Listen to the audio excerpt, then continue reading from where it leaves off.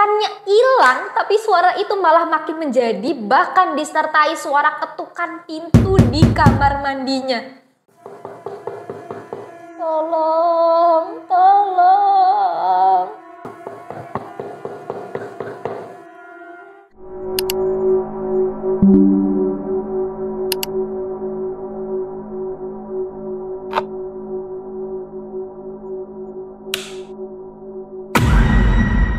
Assalamualaikum sedulur, matur nuwun sudah klik video ini. Balik lagi sama Nyong Nafa. Hai. Kalian pernah denger nggak kalau ada yang bilang setan itu suka di tempat-tempat yang kotor atau lembab? Kayak di bangunan kosong, di tempat pembuangan sampah, atau bahkan di kamar mandi. Nah, Nyong ada nih lur, cerita dari sedulur Jawa Barat yang bernama Farah tentang pengalaman dia dihantui sama sosok di kamar mandi kosannya. Ini tuh serem banget lur. Bahkan ya satu kosan itu pada heboh gara-gara kejadian ini. Nah, kalian penasaran kan sama ceritanya? Jangan di skip-skip ya lur ya, tonton sampai selesai. Yuk langsung aja check it out. Jadi waktu itu Farah berhasil mendapatkan pekerjaan di sebuah pabrik makanan daerah Bekasi. Nah di sana dia ngekos nggak jauh dari tempatnya bekerja. Waktu survei ke kosannya tuh tersisa tinggal satu kamar dengan kamar mandi dalam. Nah karena sewanya itu terbilang murah, jadilah sama Farah diambil. Hari pertama Farah cek semua sudut ruangannya aman. Kecuali satu lur, kamar mandinya itu lampunya mati. Nah, berhubung si Farah ini dididik dari kecil sama orang tuanya bahwa kamar mandi itu harus selalu terang, pamali kalau gelap. Jadilah si Farah ini pergi ke warung buat beli lampu. Tapi sayangnya ketika dicek lampunya itu nggak bisa nyala lur. Nah, alhasil Farah balik lagi ke warung beli lilin untuk penerangan di kamar mandi sementara. Hari kedua sebelum berangkat bekerja, Farah ini cerita ke ibu kos yang tinggal di bangunan sebelah kosannya dia. Nah, ibu kos itu bilang bakalan manggilin bapak-bapak tukang reparasi nanti. Terus pada sore harinya setelah si Farah ini pulang sekolah, bener kan ada bapak-bapak tukang reparasi listrik. Nah ketika dicek itu perlistrikan di kamar mandi kosannya Farah, semuanya aman lur, gak ada apa-apa gitu ya. Bahkan ketika dipasangin lampu yang Farah beli, itu bisa nyala. Nah gimana coba? Akhirnya karena Farah males mikir terlalu jauh, males ribet gitu kan. Ya udahlah akhirnya diterima aja gitu, berterima kasih sama si bapak tukang reparasi. Tapi di hari ketiga pas Farah ini mau sholat subuh, tiba-tiba kamar mandinya itu udah gelap lur. Lampunya mati lagi. Ya udahlah karena mau kayak gimana lagi kan, Farah pasrah dan dia balik nyalain lilin untuk penerangan di kamar mandi.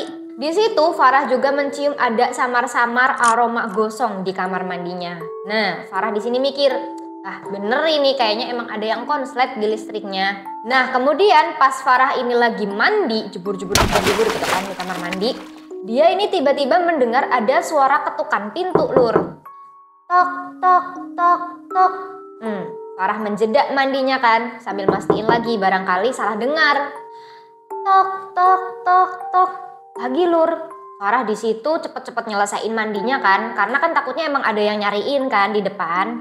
Tapi sebelum dia lanjut mandi lagi, tok tok tok tok tok tok tok tok tok tok. Ada suara ketukan lagi lur. Bahkan yang kali ini tuh suaranya lebih kenceng dan lebih keras. Farah di situ kaget dan deg-degan banget kan.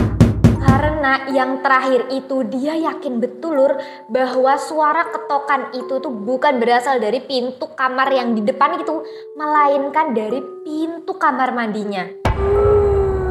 Wah, di situ Farah berusaha berpikir positif dan berusaha untuk tetap tenang sambil lanjut lagi mandinya. Singkat cerita, pada sore harinya ketika Farah pulang bekerja, dia mendapati seluruh kosannya itu gelap. Nah ternyata pas dia cek di grup WhatsApp kosannya itu tuh ternyata lagi ada pemadaman gara-gara hujan deras disertai petir dari siang.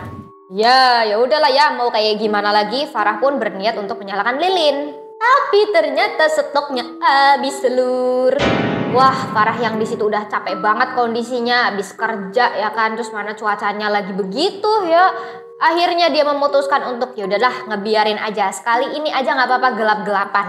Ya kan, habis itu si Farah ini nyalain flash di HP-nya. Karena udah saking capeknya ya, Farah itu jadinya mager gitu kan. Dia akhirnya cuman ganti baju, bersih-bersih seadanya. Udah deh terus rebahan di kasur. Terus dia pun ketiduran nih si Farah ini.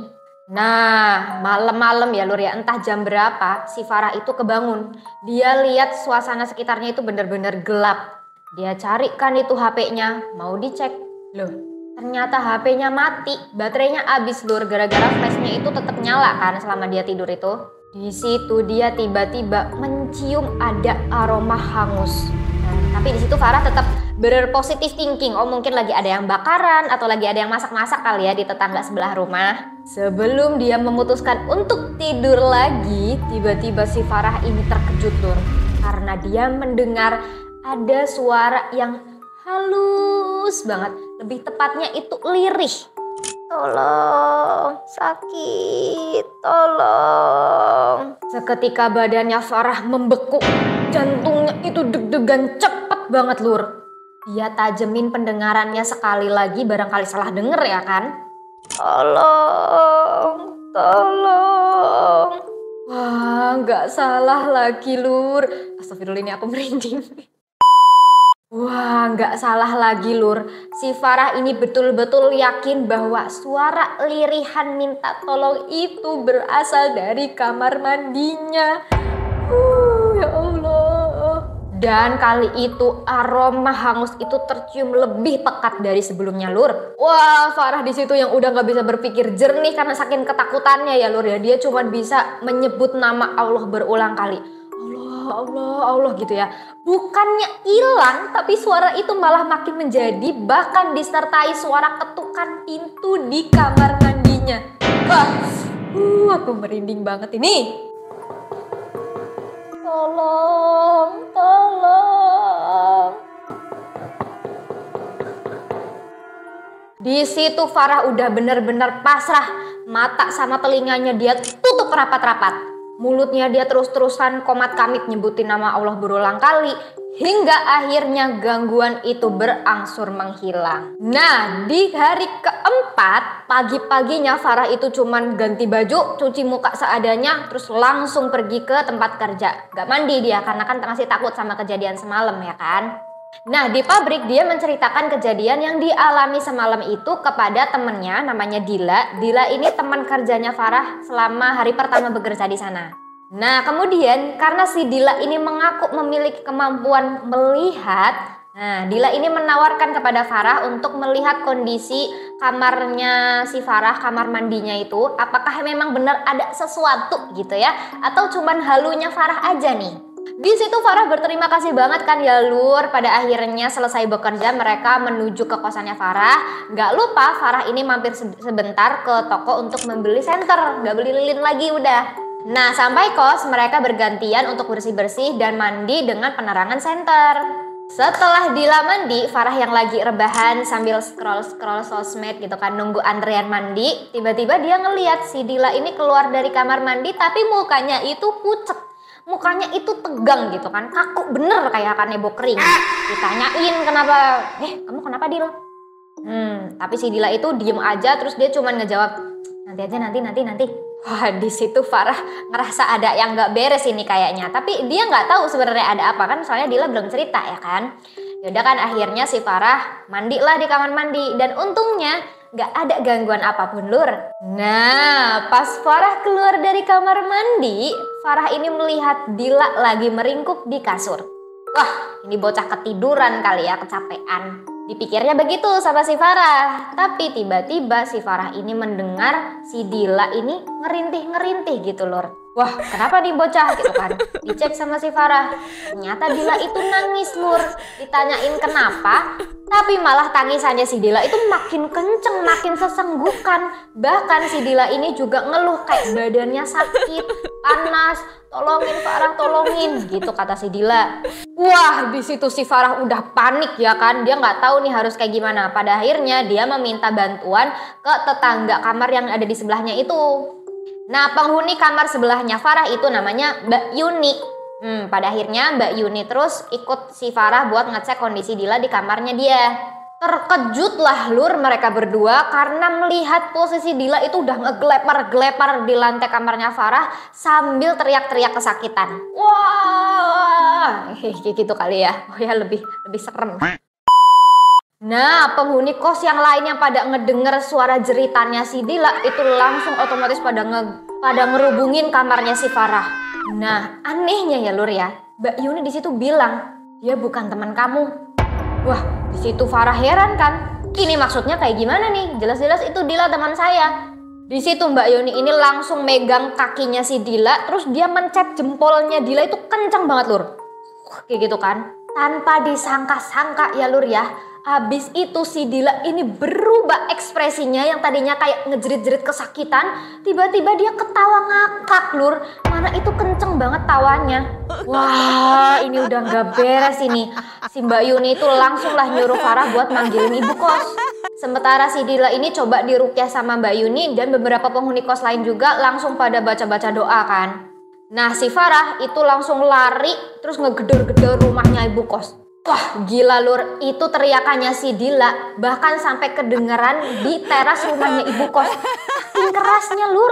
Pas Farah balik lagi sama ibu kos, di situ mereka lihat Dila itu posisinya udah ngeberontak dan tangan sama kaki pokoknya badannya itu dipegangin sama mbak-mbak yang lain.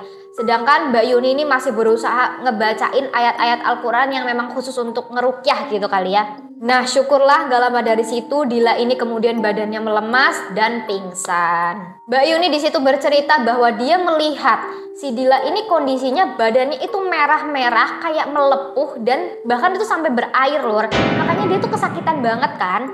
Akhirnya di situ si Farah bercerita lah tentang kejadian-kejadian yang dialami selama dia ngekos di situ. Nah, saat itulah ibu kos ini menjelaskan semuanya. Bahwa sebenarnya dulu ada penghuni kamar situ yang meninggal di kamar mandinya. Pas ditemuin itu kondisinya dia udah nggak pakai baju dan badannya itu menghitam, kayak gosong gitu loh.